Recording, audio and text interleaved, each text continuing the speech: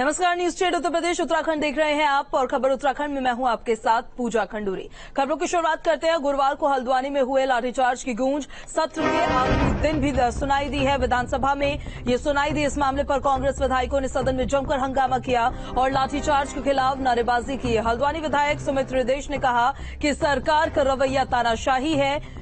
कांग्रेस विधायक भुवन चंद कापरी ने भी इस मुद्दे पर सरकार पर हमला बोला। बड़ी खबर इस वक्त की आपको बता रहे हैं। सरकार के रवैये को लेकर विपक्ष लगातार प्रदेश सरकार पर निशाना साधता नजर आया। पुलिस और प्रशासन ने लाठियां बजाई हैं। मैं तुरंत मुख्यमंत्री जी से, गृह सचिव जी से, गृह मंत्री जी से आग्रह करता हूं कि पटल परिवर्तन पूरा वहां पे पुलिस का होना चाहिए और जो भी जनरल डायर समान इंसान है जिसने इसका लाठीचार्ज का ऑर्डर दिया है उसे तुरंत हटा दिया जाए, वरना बहुत बड़ा प्रदर्शन हल्द्वानी में और पूरे उत्तराखंड में होना है। उत्तराखंड सरकार अपनी दमनकारी नीति, अपनी युवा विरोधी नीति, सैन्य धाम विरोधी नीति, सैनिक विरोधी नीति के तहत उन युवाओं पर पुलिस से लाठीचार्ज करवाती है। जो युवा जुलूस निकाल रहे होते हैं उन्हें जगह जगह पीटा जाता है। जो धरने में बैठे होते हैं उन्हें वहां से उठाकर पीटा जाता है। आज इन्होंने युवाओं को उनकी आवाज, जो अभिव्यक्ति की आजादी का अधिकार हमारे संविधान में है, उसे खत्म करने का काम किया है। और सत्र के आखिरी दिन सदन में कांग्रेस ने हल्द्वानी में छात्रों पर हुए लाठीचार्ज के मामले में जमकर हंगामा किया है। नेता प्रतिपक्ष यशपाल आर्या ने कहा है कि सरकार छात्रों को भी डंडे के दम पर दबाना चाहती है। हल्द्वानी में प्रदर्शन कर रहे थे और स्थानीय पुलिस द्वारा सरकार की सह पर लाठीचार्ज किया गया, बर्बरतापूर्वक उन्हें पीटा गया। अब उसकी निंदा करते हैं। और संसदीय कार्य मंत्री प्रेमचंद अग्रवाल ने बताया है कि विपक्ष ने सदन में हल्द्वानी में हुए लाठीचार्ज का मुद्दा उठाया। इस मामले में सरकार अपना जवाब देना चाहती थी, मगर विपक्ष सिर्फ हंगामा करता रहा तो उनकी तरफ से बयान सामने आया है। संसदीय कार्य मंत्री प्रेमचंद अग्रवाल ने बताया है कि विपक्ष में सदन में हल्द्वानी में हुए लाठीचार्ज का मुद्दा उठाया और इसको लेकर सरकार के पास जवाब भी था और सरकार जवाब देना भी चाहती थी, लेकिन विपक्ष सिर्फ हंगामा करता रहा, जवाब नहीं सुना। वो मुद्दे को लपकना चाहते हैं। मैं शब्द फिर बोल रहा हूँ, मुद्दे को लपकना चाहते हैं, जबकि ऐसा कोई सामान्य स्थिति हमारे उत्तराखंड की है, प्रदेश की है। मेरा आपके माध्यम से उनसे आग्रह है कि थोड़ा सा आत्ममंथन करें और जनता के सरोकारों से जुड़ें, जनता के जो मुद्दे हैं, ज्वलंत मुद्दे, उनसे जुड़ें और ऐसे मुद्दे लपकने का उनका जो व्यवहार है उसमें सुधार उनको लाना चाहिए। और हल्द्वानी में लाठीचार्ज पर कैबिनेट मंत्री गणेश जोशी का बयान सामने आया है। जोशी ने दोहराया है कि इस योजना से भारतीय सेना को बल मिलेगा। गणेश जोशी के मुताबिक अग्निपथ योजना पर विरोध पूरे तरीके से राजनीतिक है और युवाओं को इसे समझना चाहिए।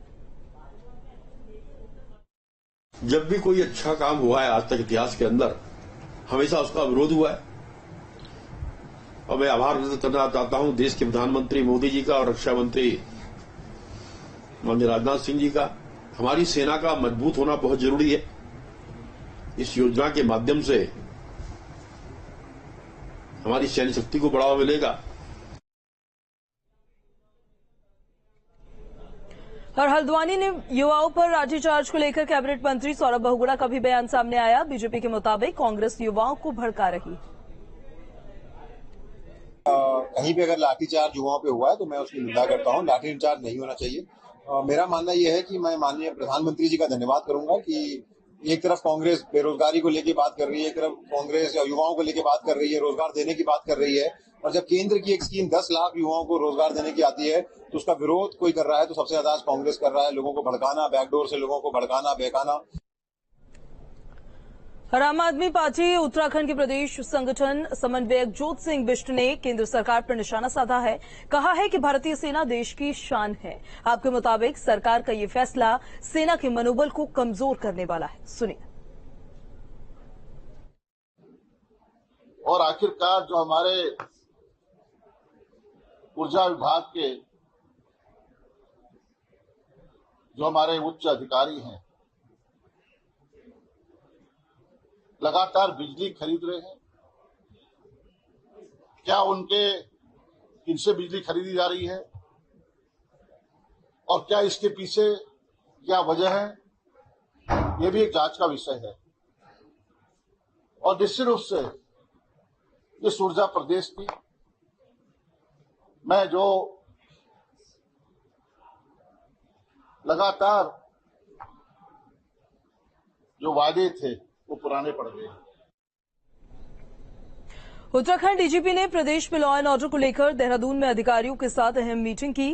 राज्य में अग्निपथ योजना के विरोध में हो रहे प्रदर्शन को लेकर डीजीपी सतर्क है, लिहाजा इसी मुद्दे पर डीजीपी ने अहम बैठक बुलाई। तो अधिकारियों को सख्त निर्देश इसमें दिए गए हैं। अहम बैठक डीजीपी द्वारा बुलाई गई है और अलर्ट पर पुलिस प्रशासन को रहने को लेकर निर्देश दिया गया। उत्तराखंड के डीजीपी ने प्रदेश में लॉ एंड ऑर्डर को मेंटेन करने को लेकर देहरादून में अधिकारियों के साथ ये अहम मीटिंग की है। राज्य में अग्निपथ योजना के विरोध में जिस तरीके से प्रदर्शन हो रहे हैं और जो आक्रोश छात्राओं में नजर आ रहा है, उन तमाम युवाओं में नजर आ रहा है जो सेना की तैयारी कर रहे थे और अग्निपथ योजना आने के बाद जिस तरह का गुस्सा उनमें है, जिस तरह से प्रदर्शन हो रहे हैं, विरोध किया जा रहा है, तो उसको लेकर डीजीपी ने अहम बैठक बुलाई और इसी मुद्दे को लेकर इसमें चर्चा की गई। अधिकारियों को सख्त निर्देश दिए गए।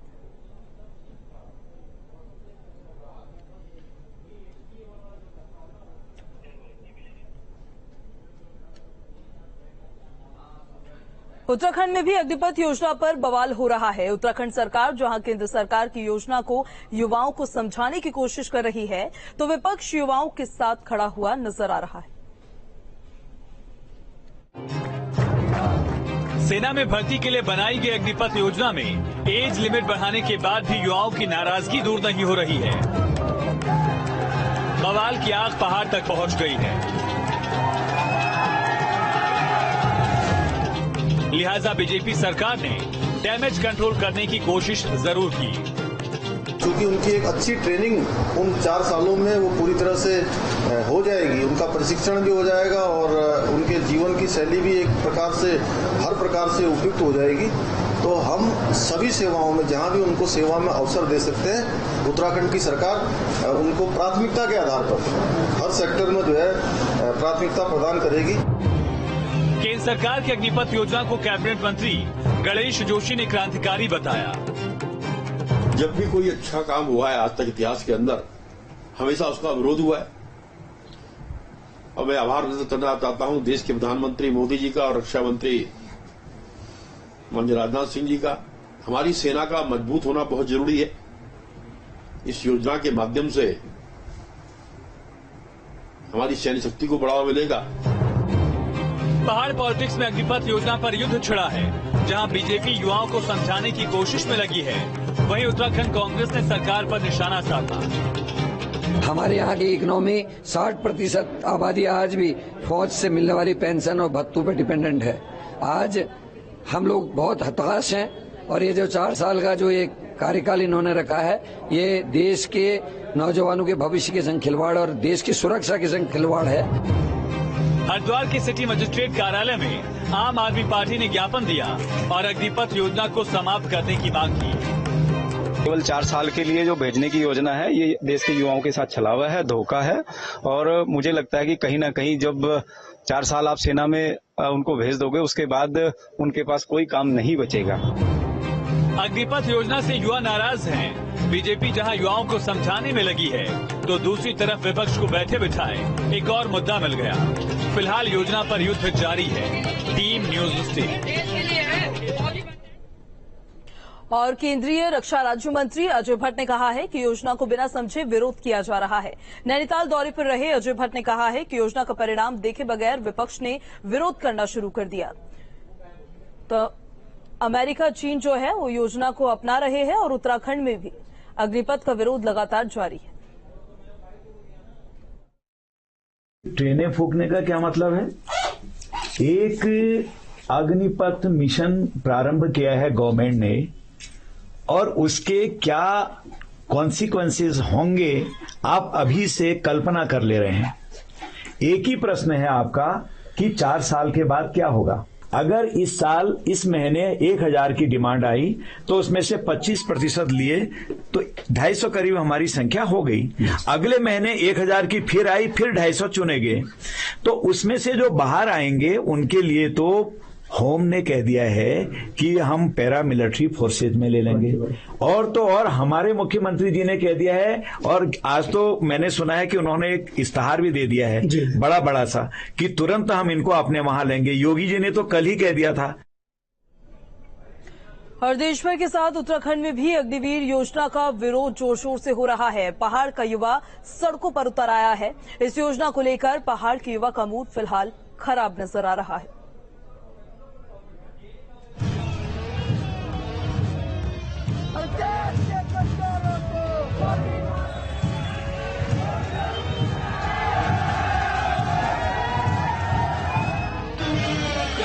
इन तस्वीरों को देखकर अंदाजा लगाया जा सकता है कि अग्निवीर योजना पर युवाओं की नाराजगी फिलहाल कम होती नहीं दिख रही। घर वाले कहते हैं भाई क्या कर रहा है, क्या कर रहे हैं। हम कह रहे हैं 1.5 साल से फौज की तैयारी कर रहे हैं, 5 साल से फौज की तैयारी कर रहे हैं। भाई क्या करें हम मर जाए। देश भर के साथ उत्तराखंड में भी योजना पर युवाओं ने युद्ध छेड़ा हुआ है। तो पहले के क्या बंदे आज के लड़कों के अंदर ये कर तो नहीं है क्या आज के लड़के सिर्फ 4 साल के लिए ही यहाँ पे दंड बैठक फ्रंट रूल दौड़ सिर्फ 4 साल के लिए कर रहे हैं। 4 साल के बाद क्या करेंगे। योजना के विरोध में अल्मोड़ा में युवा सड़कों पर उतर आए। आक्रोशित युवाओं ने चौघान पाटा से मॉल रोड होते हुए मुख्य बाजार में रैली निकाली। बस मैं अपने देश के लिए मरना चाहता हूँ, इस मिट्टी में मरना चाहता हूँ। कोटद्वार में युवाओं ने अग्निपथ योजना के विरोध में मोर्चा खोल दिया। पहाड़ के इन युवाओं ने सरकार से अग्निपथ योजना को वापस लेने की मांग की है।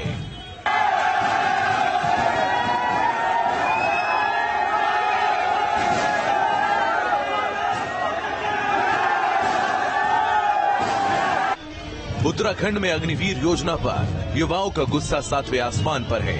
वीरभूमि के युवा सेना में शामिल होकर जिंदगी भर देश की सेवा करना चाहते हैं, मगर 4 साल की नौकरी की यह स्कीम युवाओं के गले नहीं उतर रही, जिसकी वजह से पहाड़ पर भी बवाल की आग भड़क रही है। Team news state. अग्निपथ योजना का विरोध उत्तराखंड में भी देखने को मिल रहा है। गैरसैंण में भी भारी संख्या में युवा इस योजना का विरोध करते हुए सड़कों पर उतरकर नजर आए। युवाओं ने सरकार के खिलाफ नारेबाजी करते हुए तहसील वो पहुंचे, जहां उन्होंने कुछ देर तक धरना दिया और उसके बाद फिर सरकार के इस फैसले के खिलाफ जमकर विरोध प्रदर्शन किया और नारेबाजी की। इस दौरान पुलिस ने भी युवाओं को समझाने की वहां पर कोशिश की। देखिए तस्वीरें हम आपको दिखा रहे हैं, जहां पर युवाओं ने प्रशासन को फिर ज्ञापन सौंपा है। अग्निपथ योजना जो नई सरकार द्वारा लाई गई है उसका विरोध पहाड़ों पर भी नजर आ रहा है। देखिए किस तरीके से सरकार की इस योजना का विरोध करते हुए ये पहाड़ी युवा यहाँ नजर आ रहे हैं और इन्होंने फिर सरकार के खिलाफ जमकर नारेबाजी की, प्रदर्शन किया और ज्ञापन सौंपा। अग्निपथ योजना को लेकर लगातार दूसरे दिन में देश में हिंसा और आगजनी हो रही है। हालांकि विरोध को देखते हुए सरकार ने इस साल भर्ती की उम्र 23 कर दी है, लेकिन युवाओं का गुस्सा फिर भी थम नहीं रहा। दरअसल विरोध कर रहे युवा कई बातों को लेकर भ्रम में हैं। एक रिपोर्ट आपको पूरी इस पर दिखाते हैं।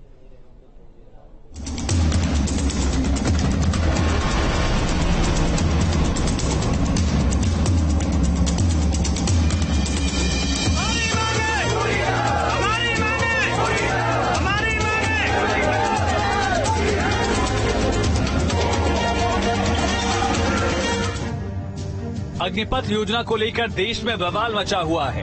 सरकार इसे युवाओं के लिए बेहतर विकल्प बता रही है, तो वहीं युवा इसे धोखा बता रहे हैं। हालांकि प्रदर्शन के बाद सरकार बैकफुट पर आई और अग्निपथ योजना के लिए उम्र को 21 से 23 साल कर दिया गया है। ये भी सिर्फ इस साल होने वाली भर्ती के लिए है। बाकी सालों में होने वाली भर्तियों के लिए 21 साल की ही उम्र रहेगी। वहीं वायुसेना के लिए 24 जून से भर्ती प्रक्रिया की शुरुआत भी होगी। अग्निवीरों की भर्ती की आयु सीमा को इस बार बढ़ाकर 21 से 23 वर्ष कर दिया जाए। यह वन टाइम रिलैक्सेशन दिया गया है। इससे बहुत सारे नौजवानों को अग्निवीर बनने की पात्रता स्वतः मिल जाएगी। और मैं यह भी कहना चाहता हूं कि भर्ती प्रक्रिया कुछ ही दिनों में प्रारंभ होने जा रही है। मैं सभी नौजवानों से अपील करता हूं कि सेना में भर्ती होने की वह तैयारी करें और इसका पूरा लाभ उठाएं। दरअसल युवाओं की नाराजगी केवल 4 साल की नौकरी भर से नहीं है, बल्कि गुस्से की वजह पेंशन और बाकी सुविधाएं भी हैं। 4 सालों में कोई प्रमोशन नहीं मिलेगा। 4 साल के बाद सिपाही होकर ही रिटायर होंगे, जबकि अभी सेना में सिपाही भर्ती होने पर प्रमोशन मिलता है। सिपाही बनकर इंडियन आर्मी में 20 सालों तक सेवा देने के बाद प्रमोशन होकर नायब सूबेदार बनते हैं। नायब सूबेदार के रूप में 5 साल तक आर्मी में योगदान देने के बाद प्रमोशन पाकर सूबेदार भी बनते हैं। इसके अलावा युवाओं की नाराजगी इस बात की भी है कि 4 साल बाद अग्निपथ योजना के तहत केवल 25% युवाओं को ही सेना में रखा जाएगा, जबकि 75% युवाओं के पास कोई विकल्प नहीं होगा। हालांकि रक्षा मंत्री राजनाथ सिंह की माने तो केंद्रीय मंत्रालयों में अग्निवीरों को प्राथमिकता मिलेगी। राज्यों में निकलने वाली भर्तियों में मौका दिया जाएगा। अभी से कल्पना कर ले रहे हैं। एक ही प्रश्न है आपका कि 4 साल के बाद क्या होगा। अगर इस साल इस महीने 1000 की डिमांड आई तो उसमें से 25% लिए तो 250 करीब हमारी संख्या हो गई। अगले महीने 1000 की फिर आई, फिर 250 चुने गए। तो उसमें से जो बाहर आएंगे उनके लिए तो होम ने कह दिया है कि हम पैरामिलिट्री फोर्सेज में ले लेंगे। अग्निपथ को लेकर एक और बड़ा भ्रम है और वो ये है कि सेना में अब अग्निपथ के अलावा पूर्णकालिक नौकरी की भर्तियां नहीं निकलेंगी। हालांकि वाराणसी पुलिस कमिश्नर सतीश गणेश की माने तो ऐसा नहीं है। करीब 97% जो रिक्रूटमेंट होना है आर्मी का, जैसा कि मुझे ब्रीफ दिया गया है, वो रेगुलर तरीके से ही होगा। मात्र 3% रिक्रूटमेंट एक लिमिटेड टाइम के लिए एक नई स्कीम के तहत होना है। लेकिन संभवतः हमारे युवाओं में इसका अभी क्लैरिटी का अभाव है। इसके अलावा एक ये भ्रम भी युवाओं में है कि 4 साल की नौकरी के बाद होगा क्या उनका भविष्य सुरक्षित होगा? तो उसका जवाब ये है कि उद्यमी बनने के इच्छुक हैं तो वित्तीय पैकेज, बैंक लोन मिल सकेगा। आगे बढ़ने के लिए 12वीं के समकक्ष प्रमाण पत्र देकर ब्रिज कोर्स करवाया जाएगा। केंद्रीय सशस्त्र सुरक्षा बलों और राज्य पुलिस में प्राथमिकता मिलेगी।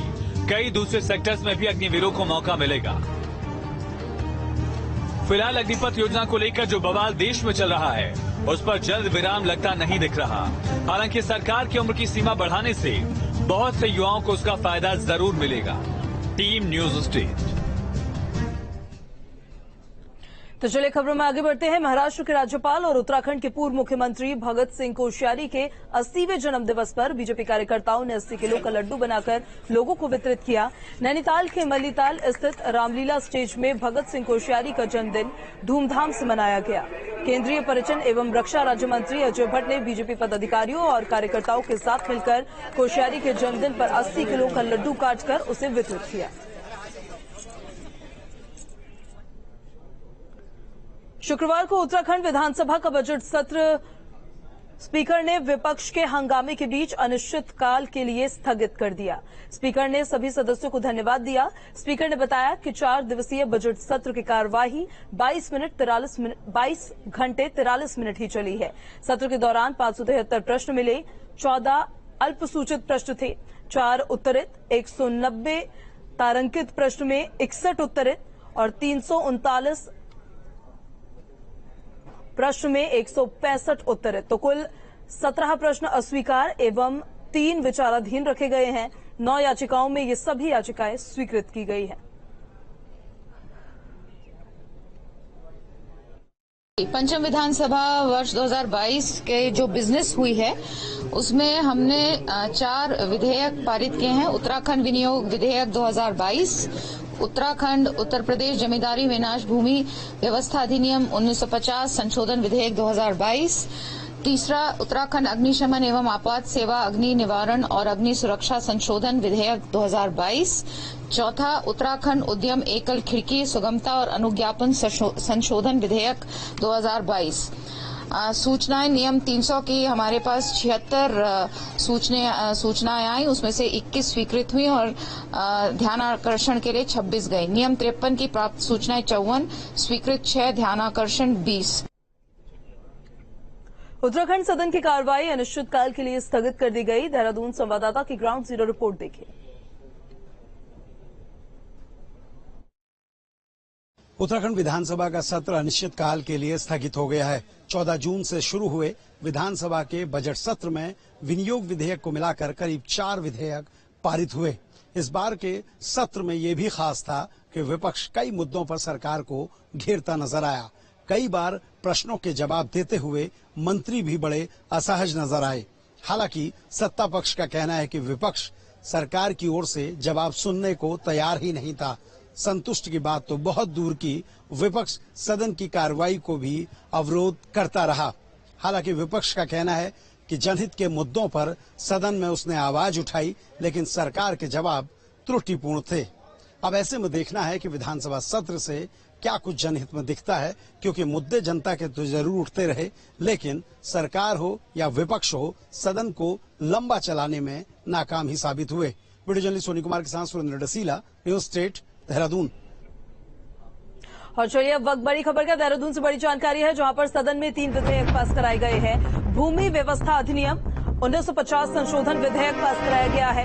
अग्नि सुरक्षा संशोधन विधेयक 2022 पास हुआ है और अनुज्ञापन संशोधन विधेयक 2022 पास हुआ है। तो विनियोग विधेयक सदन में इन विधेयकों को पारित कराया गया। बजट सत्र लगातार जारी है और इसी दौरान आज के सत्र की कार्रवाई में इन विधेयकों को पास कराया गया। बड़ी जानकारी इस वक्त आपको दे रहे हैं। सदन में 3 विधेयक पास किए गए हैं, जिनमें भूमि व्यवस्था अधिनियम 1950 संशोधन विधेयक पास कराया गया है। एक बड़ी डिमांड थी पहाड़ी निवासियों की तरफ से, अग्नि सुरक्षा संशोधन विधेयक 2022 को भी पास कराया गया है।